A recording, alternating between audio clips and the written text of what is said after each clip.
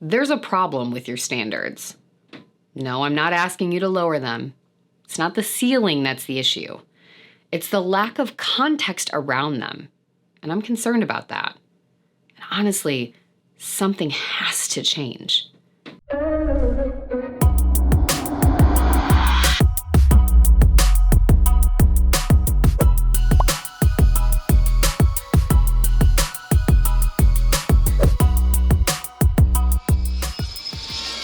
Hey everyone, how's it going? I'm Kira Wackett.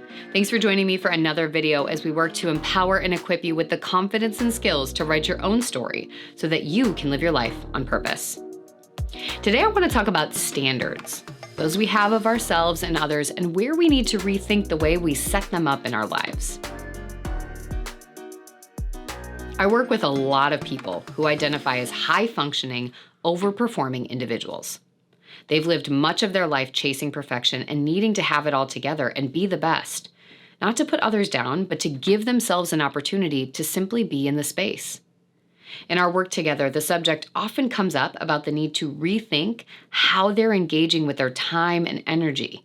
And without fail, as soon as I suggest shifting their goals and expectations, their defenses emerge.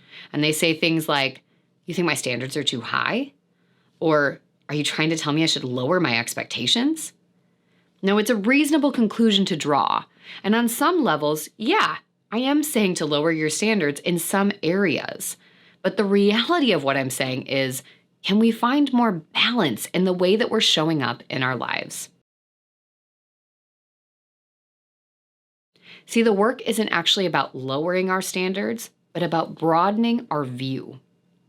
In many cases of high-functioning anxiety, we get fixated on a few aspects of life, trying to do it all and be it all in these areas, which breeds success and combats our fear of not being good enough. We need to be the best in a specific set of roles, often connected to the greatest chance for external validation and approval. But we lose sight of other areas of life and aspects of self. It's like if I say you've got 10 plants and one watering can that gets refilled every day. Instead of watering all the plants, we just water a few of them, leaving the others to die. Often these are areas like self-care, play, creativity, and self-exploration that just wither away. These are roles or zones that have gotten deemed as having a low return on investment when it comes to social capital, so they get dumped. But these are the exact plants that we need to covet, not only to survive, but to thrive in all of the other zones of life.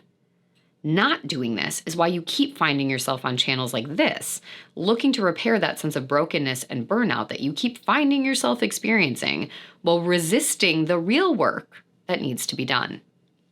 So instead of feeling like I'm taking something away from you or telling you to lower your drive and ambition, consider this investment tip. We're not lowering expectations.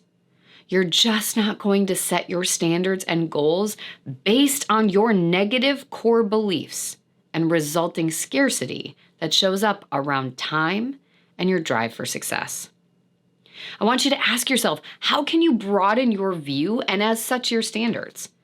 Consider how you can maximize your output in the world by taking more time to tend to your body and giving yourself more space to do things that aren't connected to a specific output or goal or something that someone can celebrate you for. And make space to consider, when you're in this endless pursuit to get to X, who's it for? And what's the cost? By staying in this race, who are you making yourself accountable to? And are you okay with that? Be sure to share what's coming up for you in the comments so that we can build more community and support for each other in this space. And be sure to share this video with someone else that you know would love or benefit from hearing it. And if it felt helpful to you and you want to stay clued in with more tools, insight, and skill work, then hit that subscribe button. Of course, before you leave, make sure you also check out the show notes for resources and to get yourself on my AR Insider list to get insight, skills, and support delivered to your inbox every week so that you don't have to go hunting for it. Plus, you're going to get exclusive access to discounts that I don't share anywhere else. Thank you so much for being here with me today. Remember, you have the right to author your own story. So let's go get that pen back. See you next time.